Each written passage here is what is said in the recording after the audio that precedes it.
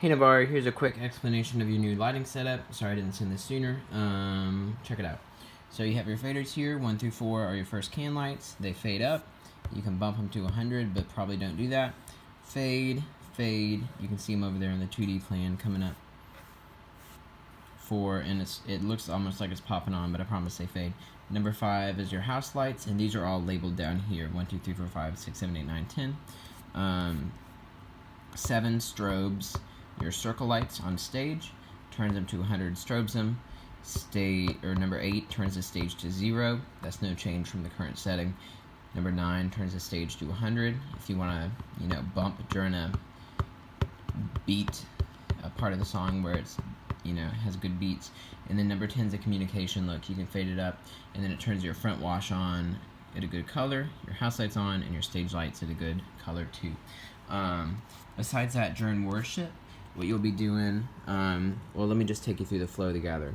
So you have your new cue list area over here, and you're just going to go from thing to thing, right? So doors open, tap it, hit go, and then that fades in your doors open look. So this is when people are walking in, house lights are on, stage lights are lit up just a little bit. 2-minute countdown. This is a full blackout, but the house lights just go to 50% because I noticed in Navarre that you guys still have people walking in at the 2-minute countdown, and you want them to be able to see.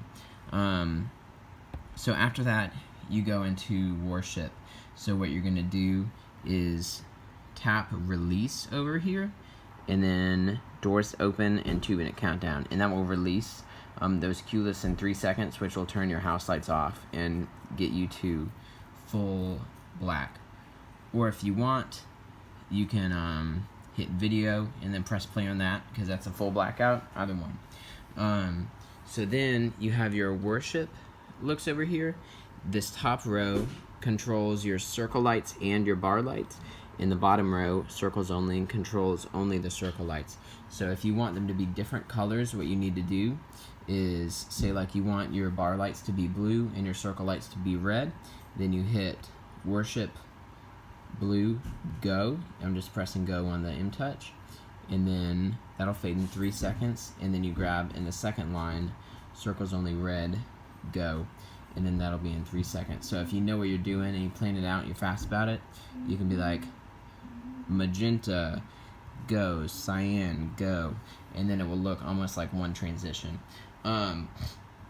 So you have that, you're going through worship, and then so what you'll do with colors is you just want to match the background of ProPresenter. So just look over, see what the background is. During rehearsal even, write it down on your notes, your flow of the gathering, so that you know just what you're doing.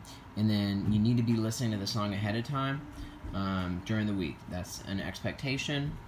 At the very, very least, listen to it on your way into church, the whole flow of the gathering, because you need to be able to know what's coming up in the music and be ready for it, and just how each song feels. So on top of your colors, you have effects.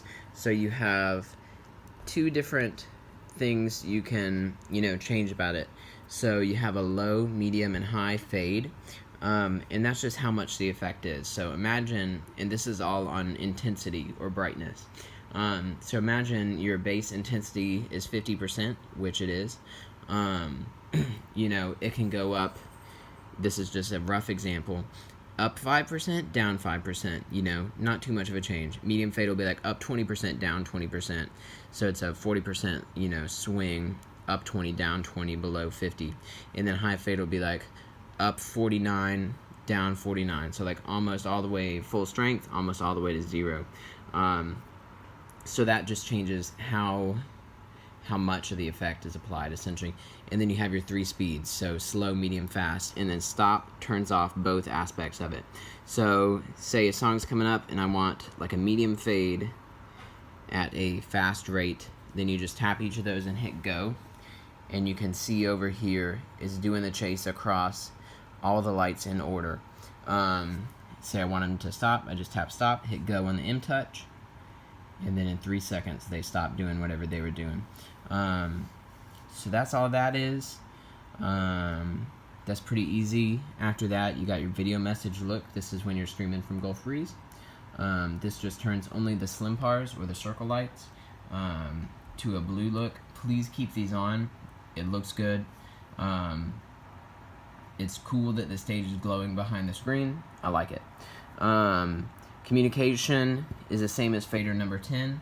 Just pulls up your front light, puts your stage on. Video is for like the tithe moment. That's a full blackout.